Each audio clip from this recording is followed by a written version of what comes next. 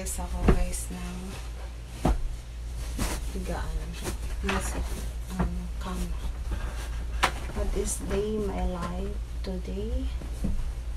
I want to clean my house before rush. Ano yung ginagawa ko for today? Ayos ako ng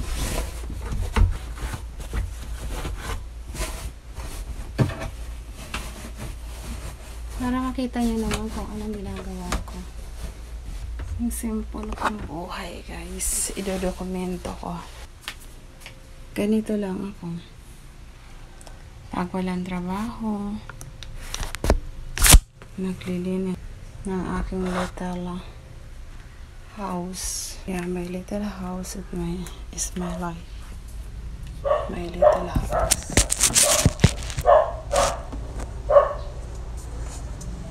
Ayan. Nilagyan ko talaga ng maliit na room yung aking bahay para may fix ko yung aircon para hindi ako nagsusongo ng malaki. Ay ko yung room. Ito kasi ay nabili ko guys na bahay.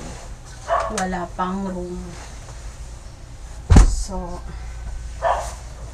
pinalagyan ko lang ito ng room para ma-fix yung aircon kasi nga napakainit ang panahon. Ito lang yung aking room. Napakita ko sa inyo. Ang ginagawa ko ngayon ay maglilinis lang.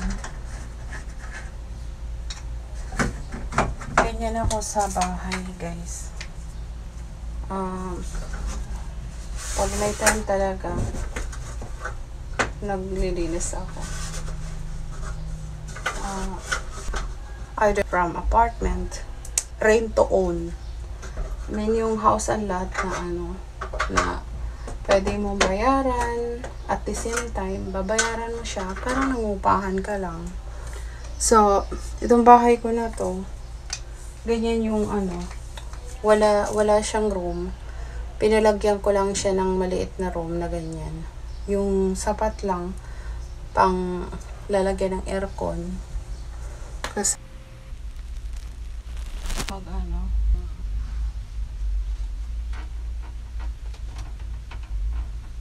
panaasan ko lang yung aircon. Tapos sumabili.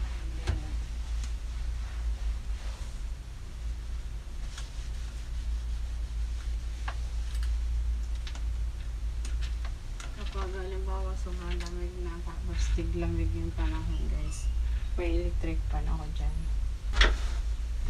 Pinupunasan ko talaga yung loob ng aking kwarto ng room namin kasi yun na nga malikabot. Kahit nilalagpaso ko yung sahig kasi may alaga akong pusa. Nilaga akong pusa. So, ito yung uniform ng aking anak. Yun yung mga uniform. Ganyan mga daming hanger.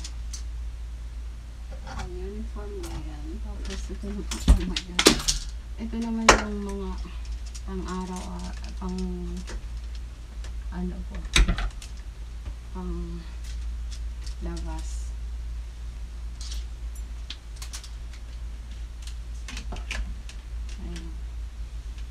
So, ganyan lang yung buhay ko. Napaka-simple lang. Hindi man ako mayaman, pero nagpapasalamat ako sa God kasi may bahay akong ganito.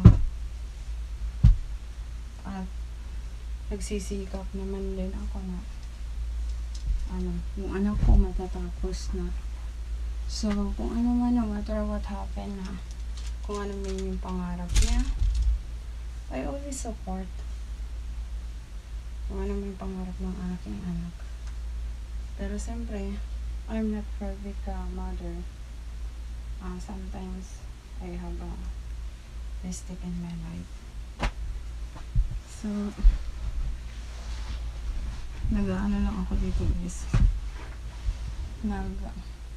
Buhay ko. Yan o. Malalanghap mo rin yan. So, yan yung little house ko, little room. Pinupuno